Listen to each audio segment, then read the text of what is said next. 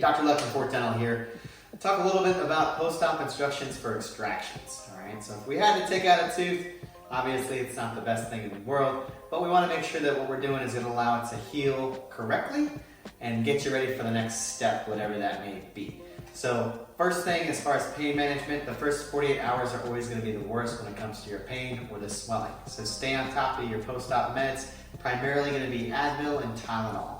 Every once in a while we'll give you something stronger if you need it, but the majority of people can handle it with just Advil and Tylenol. Okay, you can use a little bit of ice if you need it to, that should help as well. So keeping it clean, you want to stay away from any sort of suction like straws, swishing, vapes, cigarettes.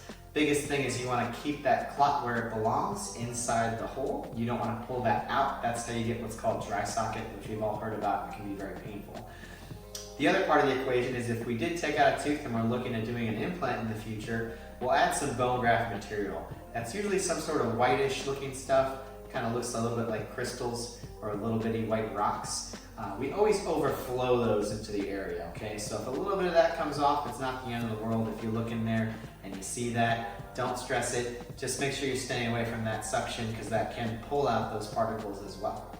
And then as far as bleeding, a little bit of bleeding is normal. If it's blood that's filling your mouth, we definitely want you calling us or heading straight to the urgent care because we don't want you having massive bleeding inside, especially for my patients who've been on blood thinners or going back on them. In terms of infection, if you taste anything that smells like pus, any bad taste, or you have any swelling that's associated with a fever, we definitely want to get in touch with you and make sure that's not some sort of infection coming down the line. So lots of little things. Basically, if anything looks or doesn't feel quite right, you don't need to jump on Google, just give us a call. We're always available by cell phone and we'll help you through it.